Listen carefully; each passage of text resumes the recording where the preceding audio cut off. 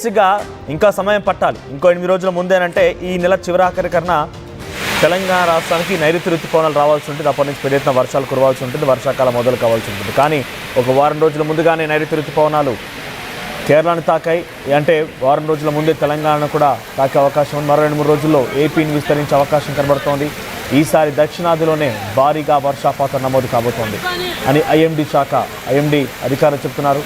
ఇక 16 ఏళ్ల తర్వాత ముందుగా ఈ ఋతుపవనాలు వచ్చినట్టు తెలుస్తోంది. బేసిక్గా ప్రతిసారి కూడా కొంత లేట్గా వస్తూ ఉంటాయి ఋతుపవనాలు. చాలా ఆలస్యంగా కేరళను తాకుతూ ఉంటాయి. ఆ తర్వాత తెలంగాణ ఇవన్నీ కూడా కొంత ఆలస్యంగానే వస్తూ ఉంటాయి. అనుకున్న సమయానికి రాకపోవడంతో వ్యవసాయం చేసేటువంటి రైతులు కానివ్వండి, సామాన్యమైనటువంటి జీవితాలు కూడా కొంత ఇబ్బందులు పడుతూ ఉంటారు. కానీ ఈసారి అనుకున్న దానికంటే ముందుగా వచ్చే ఏకంగా 16 ఏళ్ల తర్వాత ఇవి అనుకున్న దానికంటే ముందు సమయానికే వచ్చాయన్నది తెలుస్తోంది. దీనికి సంబంధించి మరిన్ని డీటెయిల్డ్గా అప్డేట్స్ మా ప్రతినిధి శిల్ప అందిస్తారు. శిల్ప, సో వెదర్ అప్డేట్స్ ఏంటి? ఇంకా ఎటువంటి వర్షాలు ఉండే అవకాశం ఉంది? రైతులు ఎంతగానో ఎదురు చూసే నైరుతి ఋతుపవనాలు ఇప్పటికే కేరళ తీరాన్ని తాకాయి.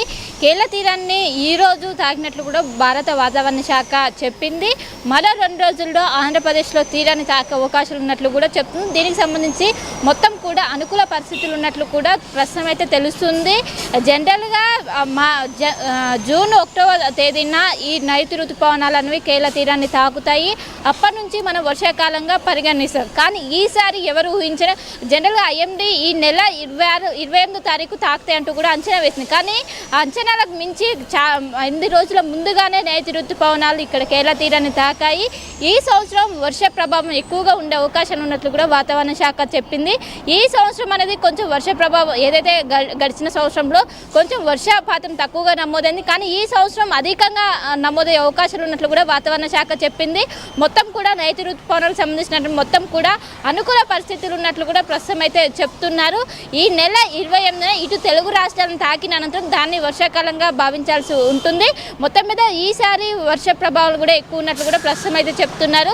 మొత్తం మీద ఇది రైతులకు ఒక గుడ్ న్యూస్ అని చెప్పుకోవచ్చు. ఎందుకంటే ఇటు భారతదేశం మొత్తం వ్యవసాయ రంగం పైన ఆధారపడి ఉంటుంది.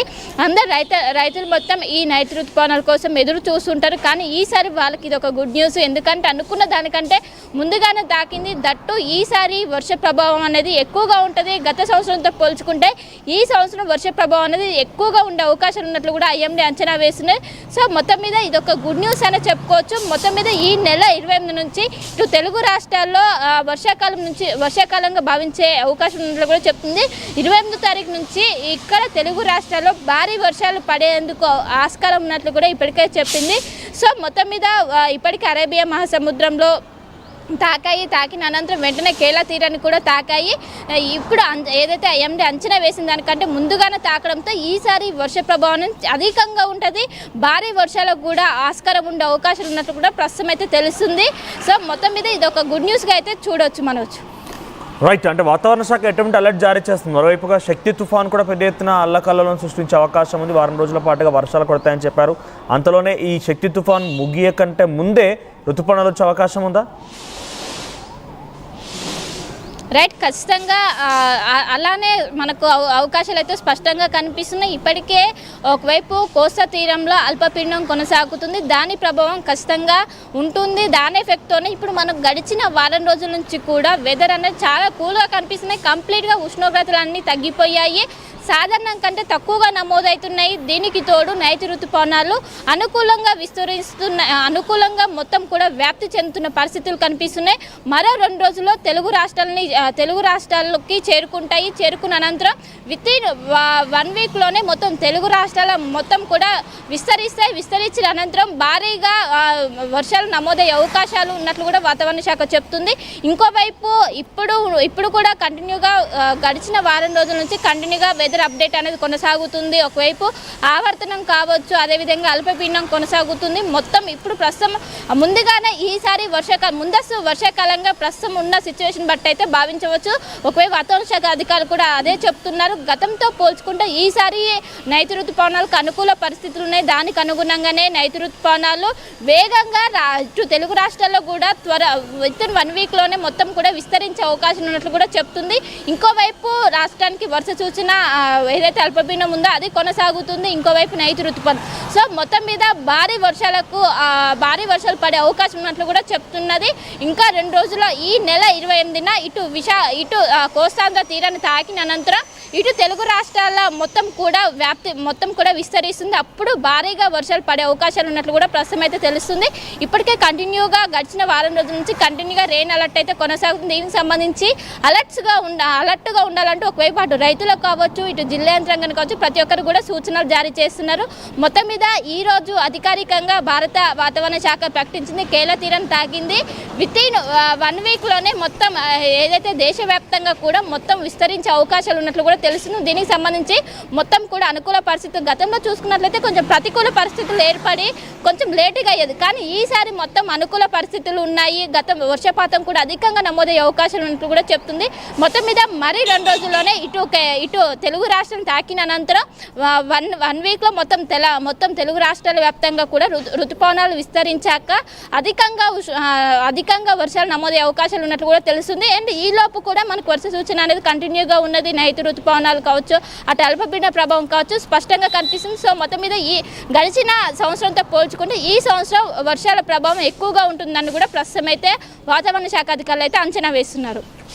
రైట్ శిల్పా, మొత్తం మీద వారం రోజుల ముందుగా నైరుతి ఋతుపవనాలు కేరళను తాకబోతున్నాయి. నైరుతి ఋతుపవనాలు కేరళ తాకిన తర్వాత అటు ఏపీ వ్యాప్తంగా కూడా విస్తారంగా వర్షాలు కురిసే అవకాశం ఉంది. తెలంగాణలో కూడా జోరుగా వర్షాలు కురిసే అవకాశం ఉంది. పదహారేళ్ల తర్వాత ముందుగా అంటే బేసిక్గా లేట్ అవుతూ ఉంటాయి. నైరుతి పవనాల రాక కాస్త ఆలస్యంగానే ఉంటుంది. ఈ నేపథ్యంలో చాలా తీవ్రమైనటువంటి ఇక్కట్లు ఎదుర్కొంటున్నారు వ్యవసాయదారులు. కానీ ఈసారి 16 ఏళ్ల తర్వాత అనుకున్న దానికంటే ముందుగానే ఈ నైరుతి ఋతుపవనాలు వస్తున్నాయంటే తెలుస్తోంది. ఒకవైపు శక్తి తుఫాన్ ఇప్పటికే కొంత వాతావరణంలో పెను మార్పులు తీసుకొచ్చింది. ఏపీ తెలంగాణ వ్యాప్తంగా విస్తారంగా వర్షాలు కురుస్తున్నాయి. ఇది కొంత మరో 4 రోజుల పాటుగా ఉండే అవకాశం ఉంది. ఇట్లా 4 రోజుల పాటుగా శక్తి తుఫాన్ అయిపోక మునిపే నైరుతి ఋతుపవనాలు కూడా ఎంట్రీ ఇచ్చే అవకాశం కనబడుతోంది.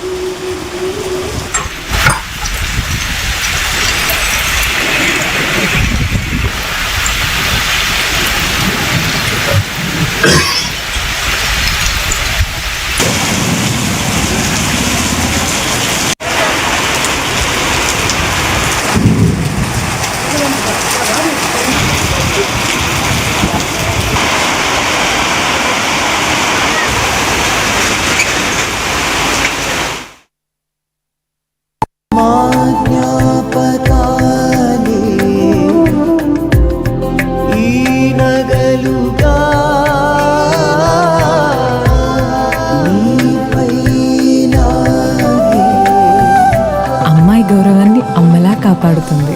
Gokulam signature jewels.